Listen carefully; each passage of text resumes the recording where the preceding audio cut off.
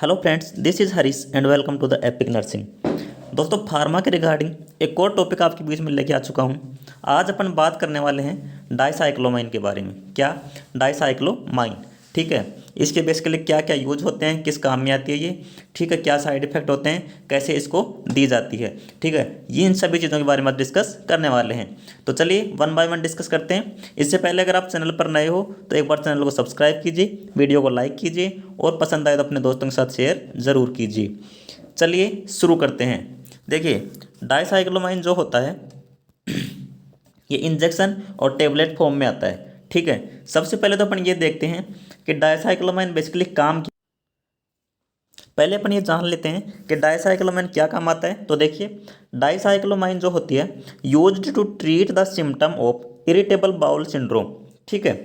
जो intestinal syndrome हो जाता है, बाउल सिंड्रोम बोलते हैं जिसको, आई बी डब्ल्यू के नाम से IBS के नाम से जानते हैं। इरिटेबल बाउल सिंड्रोम जो होता है उसको ट्रीट करने के लिए डाइसाइक्लोमाइन का यूज किया जाता है। डाइसाइक्लोमाइन कौन सी कैटेगरी की ड्रग होती है? बेसिकली ये एंटी कोलिनर्जिक होती है। क्या होती है? Anti cholinergic drug. ठीक है।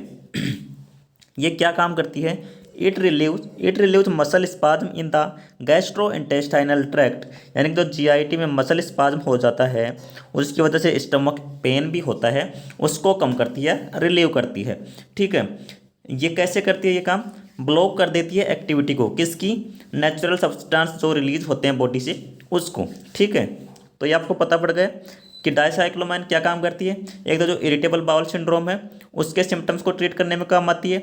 एक अपन स्टोमक एक में भी डायरेक्टली यूज कर सकते हैं क्योंकि मसल स्पाज्म को रिलीव करती है, और एंटी कोलिनर्जिक इसकी कैटेगरी है। ठीक है। तो ये सभी चीज़ें आपको पता लग गई। अब देखिए, अब इसकी फॉर्म के बारे में जान लेते हैं। देखिए, डाइसाइक्लोमाइन इंजेक्शन की अगर बात करें तो 10 mg पर ml में आता है। अपन यूज कर सकते हैं 20 mg पर 2 ml। कितना? 20 mg पर 2 ml बेसिकली यूज किया जाता है। ठीक है। लेकिन बेसिक अगर पूछे तो 10 mg पर ml में आता है। ठीक है। और ये ओनली IM रूट से दिया जाएगा। किससे? IM रूट से ही दिया जाएगा। ठीक है। जैसे इसमें डाइसाइक्लोमाइन हाइड्रोक्लोराइड होता है जो HCl सिक्रेशंस को कम करता है स्टोमक के अंदर। ठीक है। ये तो अपन बात कर ली इंजेक्शन की। अब अपन बात कर लेते हैं टेबलेट फॉर्म के बारे में भी। देखिए, टेबलेट फॉर्म की अगर बात करें तो देखिए, डाइसाइक्लोमाइन एक अलग से स्पेसिफिकली आती है। डाइसाइक्लोमाइन की बात करें तो 10 mg में भी आती है और 20 mg में भी आती है। अपन बेस्ट टेबलेट की बात करें तो 20 mg डाइसाइक्लोमाइन जो होती है वो बेस्ट होती है। ठीक है। इसके बाद में देखिए, डाइसाइक्लोमाइन के साथ में ही पैरासीटामोल मिक्स में आती है। क्या? डाइसाइक्लो प्लस पैरासीटामोल। ठीक है। ये बेस्ट काम करती है। जैसे आपको स्टोमक एक है उसके साथ में फीवर या हेडेक है तो ये बेस्ट काम करती है। ठीक है। इसके बाद में क्या? ये डाइक्लो स्पास इसका नेम है, ब्रांड नेम है। ये मैंने आपको बता दिया कि 20 mg की टेबलेट बेस्ट आती है डाइसाइक्लोमाइन की। ठीक है। नेक्स्ट अपन बात करें इसके यूज क्या हैं, ये भी आप देख लीजिए। देखिए, dicyclomine is use to treat a certain type of intestinal problem. ठीक है। इरिटेबल बाउल सिंड्रोम अपन ने पढ़ लिया। Most commonly irritable bowel syndrome में यूज की जाती है डाइसाइक्लोमाइन। ठीक है। It helps to reduce the symptoms of stomach and intestinal cramp. या तो आप स्टमक या इंटेस्टाइनल क्रैम्प मान लो या पेन मान लो, जो भी चीज़ें हैं उनको रिलीव करती है ये। This medication works by slowing the natural movements of gut and by relaxing the muscles in the stomach and intestine. जो इंटेस्टाइन होती है उसकी जो मसल्स होती हैं उनको रिलैक्स करती है। ठीक है। जिससे क्या होता है? स्टोमक पेन कम हो जाता है। इसके बाद में देखिए, एंटी कोलिनर्जिक ड्रग अपने पढ़ ली और इसको अपन बोल सकते हैं एंटी स्पाज्मोटिक्स। क्या? Anti spasmodic. ये एग्जाम में कई बार पूछ लिया जाता है कि डाइसाइक्लोमाइन जो है वो बेसिकली कौन सी कैटेगरी की ड्रग आती है। तो एंटी कोलिनर्जिक बोल सकते हो आप या एंटी स्पाज्मोटिक बोल सकते हो। ठीक है। नेक्स्ट क्या दिया गया है? This medication must not be used by children younger than 6 month old age.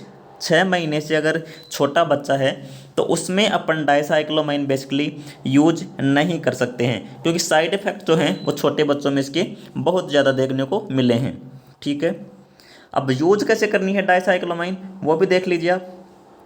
Tablet जो है वो आप 4 टाइम यूज कर सकते हो। कितने टाइम? QDS 4 टाइम यूज कर सकते हो, 4 टाइम यूज कर सकते हो दिन में, ठीक है। यानी कि आप फूड के साथ भी यूज कर सकते हो और विदाउट फूड भी ले सकते हो, लेकिन बेस्ट क्या रहेगा, आप खाने के बाद ही टेबलेट लो, ठीक है। क्यों? To reduce risk of side effect your doctor may direct you to start the medication at a low dose and gradually increase your dose. सबसे पहले अपने को क्या है, लो डोज से स्टार्ट करना है। जैसे अपन 10 mg की टेबलेट लेंगे, अगर उससे रिलीव नहीं हो रहा है तो अपन 20 mg पे जाएंगे, ठीक है। इस प्रकार से अपने को स्टार्ट करना है। अब देखिए, if you are using the liquid form, अगर आप लिक्विड फॉर्म यूज कर रहे हो डाइसाइक्लोमाइन की, तो carefully measure the dose using A special measuring device, ठीक है। जैसे टेबल स्पून हो या कोई भी स्पून हो आपके पास, तो आप उससे स्पेशली जो केयरफुली है वो मेजर करना है आपको, ठीक है।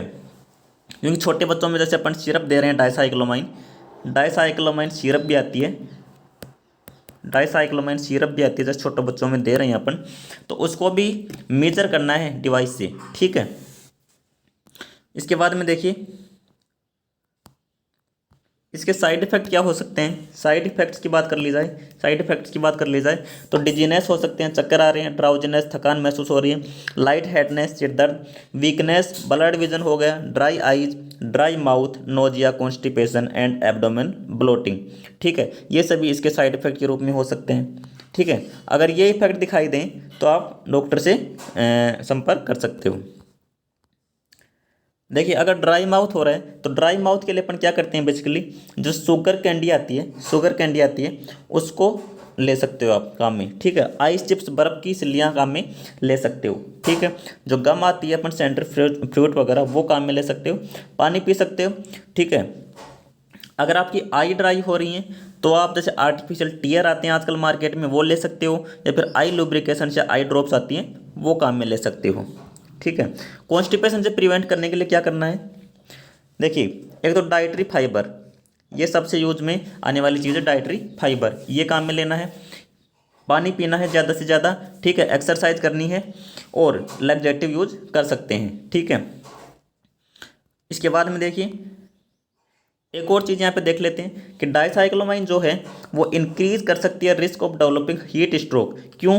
क्योंकि ये जो एबिलिटी है स्वेटिंग की, यानी कि पसीना बाहर नहीं आने देती है, ठीक है, ये डिक्रीज कर देती है एबिलिटी को, ठीक है। इस वजह से शरीर के अंदर क्या होगा, हीट बढ़ेगी, यानी गर्मी बढ़ेगी, तो हीट स्ट्रोक के चांसेस इससे ज़्यादा हो जाते हैं। देखिए, अगर सिम्टम्स आ सकते हैं आपके अंदर हीट स्ट्रोक के, तो क्या करना है आपको, क्या क्या सिम्टम होते हैं, पहले तो ये देख लिए हीट स्ट्रोक की, कि फीवर आ गया, टेम्परेचर अगर बढ़ेगा तो फीवर आएगा, नोजिया वोमिटिंग हो सकती है, डिजीनेस हो सकता है सन एक्सपोजर से, ठीक है। डिसकंटिन्यू कर देना है अपने को डाइसाइक्लोमाइन को, अगर ये सभी अपने को सिम्टम्स दिखाई दे रहे हैं, और अर्जेंटली अपने को मेडिकल अटेंशन पे जाना है, यानी कि डॉक्टर से संपर्क करना है, ठीक है। एक और ख़ास चीज़ क्या है इसकी, कि एंटासिड जो है वो lower the absorption of dicyclomine, ठीक है। Do not take the medication at the same time as antacids. If you are taking antacids, take it after meal and take dicyclomine before meals. देखिए, अगर आप dicyclomine ले रहे हो मान लीजिए, और इसके साथ में ले रहे हो वोमिटिंग की टेबलेट, ठीक है, वोमिटिंग की कोई सी भी, जैसे ओंडास्टेरोन ले रहे हो, एमसीपी ले रहे हो, कोई सी भी ले रहे हो, रेनिटिडीन मान लो, आप रेनिटिडीन ले रहे हो, मान लो रेनिटिडीन ले रहे हो, ठीक है। डाइसाइक्लोमाइन के साथ में रेनिटिडीन ले रहे हो, तो या तो डाइसाइक्लोमाइन को पहले ले सकते हो आप, ठीक है, या फिर रेनिटिडीन को पहले ले सकते हो खाने की। तो बेस्ट ये रहेगा कि आप रेनिटिडीन को खाने से पहले ले लो और डाइसाइक्लोमाइन को खाने के बाद में ले लो, एक साथ में ये दोनों नहीं लेनी है, तो क्योंकि ये इफेक्ट इसका कम हो जाता है, ठीक है। तो बेसिकली यही था आज के डाइसाइक्लोमाइन के रिलेटेड टॉपिक में। तो कैसा लगा ये सेशन, एक बार कमेंट ज़रूर कीजिएगा, और अगर अच्छा लगा हो तो चैनल को सब्सक्राइब कीजिएगा और अपने दोस्तों के पास ज़रूर शेयर कीजिएगा। ऐसे ही अन्य धमाकेदार फार्मा रिलेटेड वीडियो लेके आते रहेंगे आपके लिए द एपिक नर्सिंग पे। हमारे साथ बने रहने के लिए आप सभी का धन्यवाद। Thank you so much friends. जय हिंद, जय भारत।